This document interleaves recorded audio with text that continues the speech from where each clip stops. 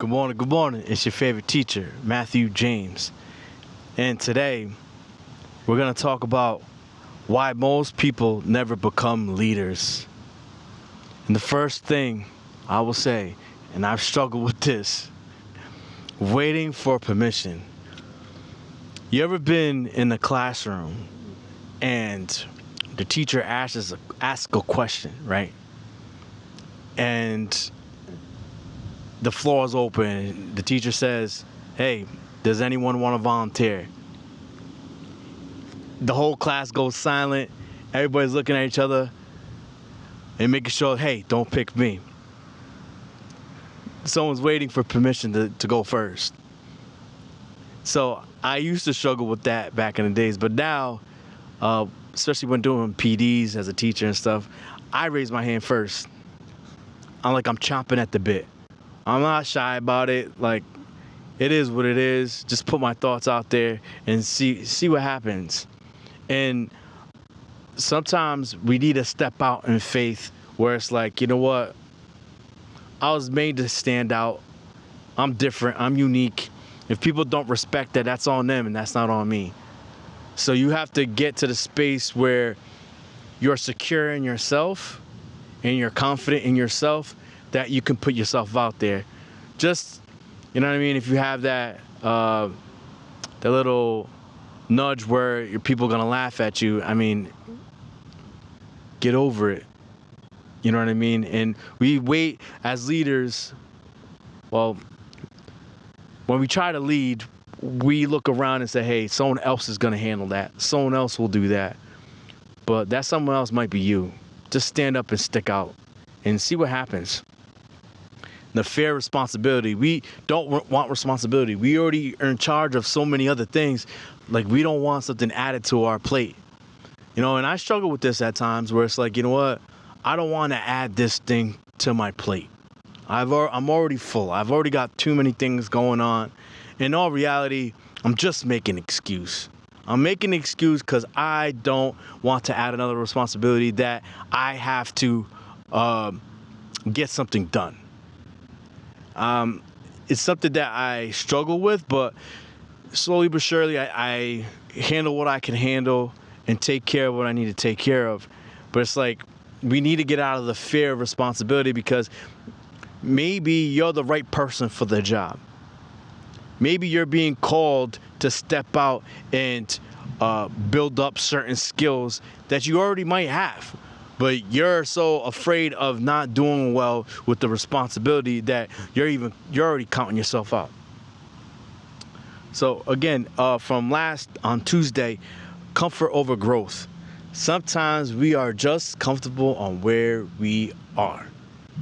We want to kick our feet up. There's nothing for us to learn. There's nothing for us to do because we reached the pinnacle of life.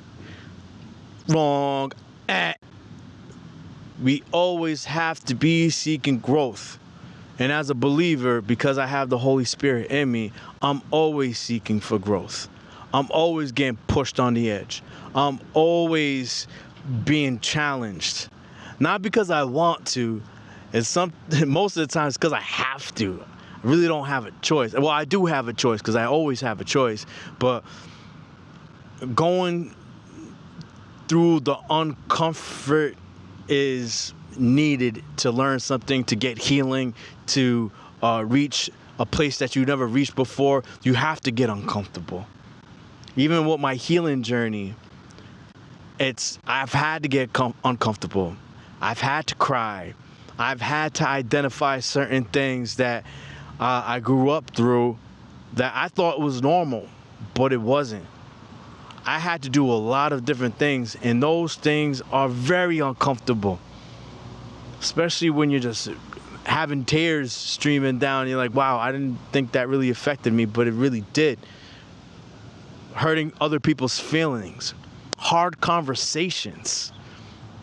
Those are difficult, but we're called to do the difficult because we can do it.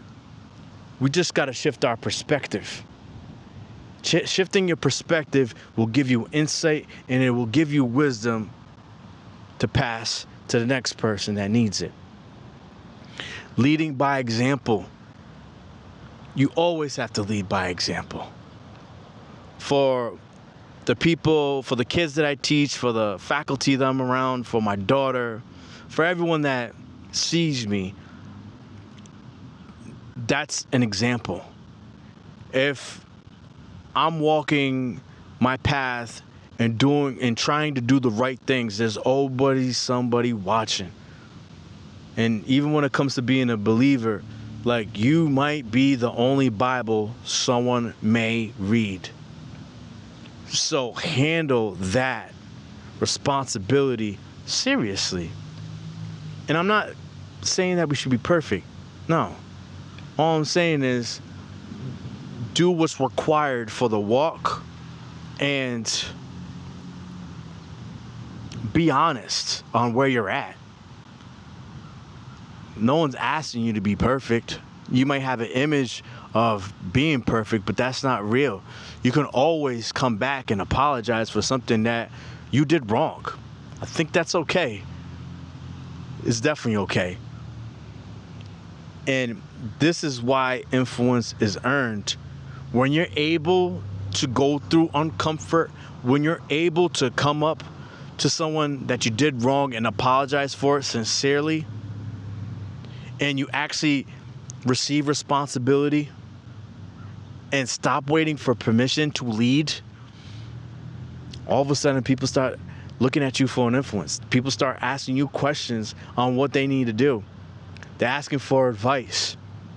All of a sudden, God puts you in positions to lead, to be an ear, to listen to someone's issues that you can add wisdom to. Influence comes from experience and carrying yourself the right way. I think that's what's missing in society. But whoever's listening to this, I hope you take the challenge of adding responsibility and lead by example so you can be an influence to your circle or to your job place or to your workplace and anyone that's watching you right now. Well, if you received the message today, like, comment, share, subscribe, and you have a great day. Deuces.